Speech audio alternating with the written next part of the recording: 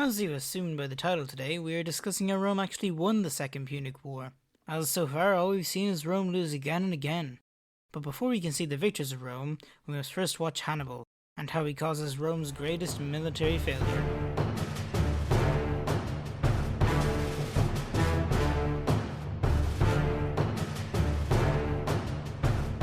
But first, Roman politics! Since, once again, the consulars had failed Rome, they fell back on an ancient practice: dictatorship. Now this is nothing like the dictators we've come to know.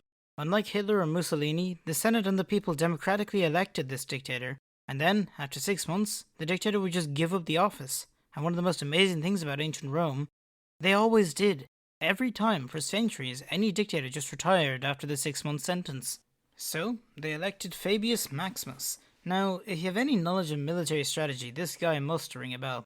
He is the founder of Fabian tactics. These tactics probably saved Rome. It was simple and effective, but thoroughly unsatisfying for the people. Fabius would trail Hannibal, never engaging, but never letting Hannibal have a moment's peace. This single-handedly saved Rome. But once again, Hannibal makes a plan. He decides that wherever he pillages, if he saw any land belonging to Fabius, he left it alone, making people believe that they had an agreement. And then, with some brilliant tactics and some oxen and eager for learners, he successfully destroyed the office of dictatorship. They elected a co-dictator, and this makes the entire position useless, returning it to basically a co-consularship. And much like the past two consulars, the other dictator rushed Hannibal, and only made it out because Fabius rescued his army. So the second dictator stepped down afterwards. But after the 6 months, Vero and another consular are elected. He raises the biggest army ever seen, 16 new legions, and charges after Hannibal. You would think he would get the message after the first 7 times that this plan failed, but no. On the fields of Cannae, or Cannae, or however you pronounce this, the two consulars face Hannibal, with odds of roughly 2 to 1. I cannot stress this enough. Hannibal is a mad genius. He manages to encircle a larger army with half the number of troops.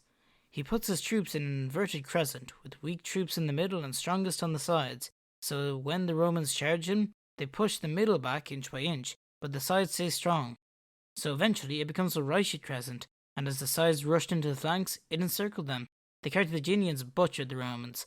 Out of 80,000, only 3,000 survived. Noticeably missing from the 77,000 dead was Vero, who had ran off in the middle of the battle. This would cause any other nation to crumble. It was an inconceivable and inconsolable loss. But Rome simply said, wait till round 2. We'll see you next year. No other country could have done this. But they did. And at this point I'm guessing you're wondering why I named this video Turning Tides? Well, it's because the Romans may not have been winning in Italy, but in Iberian and Sicily they were. In Sicily, Carthaginian troops were suffering from disease and a lack of being commanded by Hannibal, thus they got stuck in Sicily and ultimately lost. And Scipio was winning minor battles in Spain, until he gets killed by Hasdrubal, Hannibal's brother. This is where Scipio's son comes into play, Scipio Africanus. This kid pulls a Hannibal and does the unthinkable. He sieges Carthage's capital in Spain, Carthago Nova, and with some brilliant tactics and a lucky tide, he takes the city. He then went and defeated Hasdrubal, who runs to Italy to meet with Hannibal, and at Ilipa, he pulls a Hannibal with an inverted crescent and defeats Carthage in a battle much like Cannae, taking over Spain for the Romans. But despite this victory, Hasdrubal had made it to Italy, and if he met up with Hannibal, it would be the end of Rome. But with a daring move from the Romans, he was cornered and defeated. As this was happening, Scipio Africanus went to attack Carthage, and after getting some Numidian cavalry of his own through a civil war, he was able to lay siege to the city. When suddenly, a challenger approached. It's Hannibal, he's back, and it's time for the greatest showdown in military history. Supposedly, they met before the battle and talked. At first, they're basically just in disbelief about how events have played out.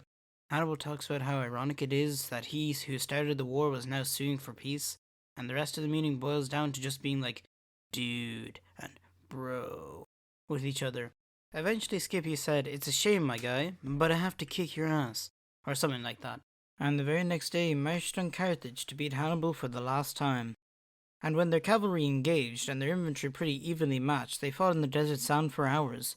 But the Roman cavalry eventually routed the Carthaginian cavalry and flanked the Carthaginians' main force, finally defeating Hannibal and bringing an end to the Second Punic War. And 50 years, a whole lot of salt, and every speech ending with Carthago delenda est later, Scipio's grandson wiped out Carthage, leaving nothing but a barren wasteland behind. They rubbed salt into the ground so that Carthage could never rise again, and Rome was now the undisputed leader of the Mediterranean for the next millennia or so. Join us next week as we talk about one of the most interesting battles of World War I, the Battle of Gallipoli.